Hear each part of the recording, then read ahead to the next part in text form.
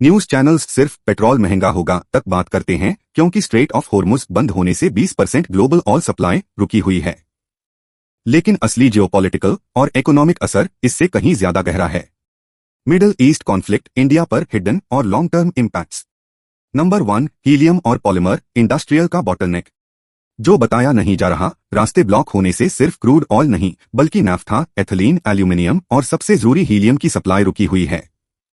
क्योंकि हीलियम और ये केमिकल्स सेमीकंडक्टर मैन्युफैक्चरिंग और polymer industries, plastics, textiles, fertilizers की जान है। इस शॉर्टेज से इंडिया की इलेक्ट्रॉनिक्स मैन्युफैक्चरिंग और एग्रीकल्चर, फर्टिलाइजर्स कॉस्ट्स पर एक साइलेंट स्ट्रोक पड़ेगा।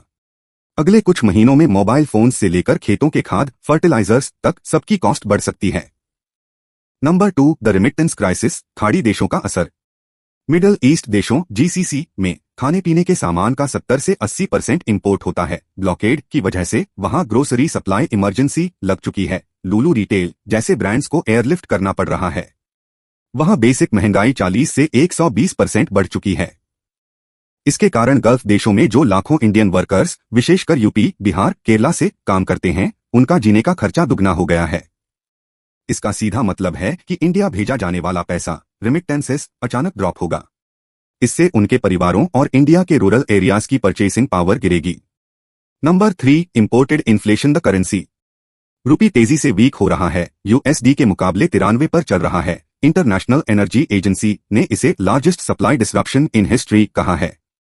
असर, जब रुपी गिरता है तो इंडिया जो भी चीज बाहर से खरीदता है वो सब अपने आप महंगी हो जाती हैं। इंपोर्टेड इन्फ्लेशन डर की वजह से फॉरेन इन्वेस्टर्स ने इंडिया के स्टॉक मार्केट से लगभग $12 बिलियन निकाल लिए हैं। इससे डोमेस्टिक कंपनीज को नए इंफ्रास्ट्रक्चर और कंस्ट्रक्शन प्रोजेक्ट्स रोकने पड़ेंगे, जिसका असर आने वाले साल में नई जॉब्स, रोजगार पर पड़ेगा।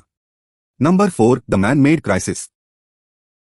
इंडिया के पास इनफ स्ट्रैटेजिक ऑयल रिजर्व्स और फूड रिजर्व्स हैं, लेकिन आगे क्या होगा, इस डर की वजह से मार्केट स्पेकुलेशन बढ़ रही है। असर, लोग सेविंग कर रहे हैं और खर्चा, कंजम्पशन रोक रहे हैं। जब लोग खरीदारी कम कर देते हैं तो इकोनॉमी की इंटरनल डिमांड स्लो पड़ जाती है, जो एक्चुअल वॉर से ज्यादा खतरनाक साइकोलॉजिकल इंपैक्ट है। संक्षेप में, मिडल ईस्ट वॉर का असर इंडिया की थाली, इन्फ्लेशन, फैक्ट्री, रॉ मटेरियल्स और पॉकेट्स, रेमिटेंसेस तीनों पर पड़ना शुरू हो गया है। न्यूज चैनल्स जो नहीं बताते वो आपने आज पढ़ा। अब बताओ आप क्या सोचते हो।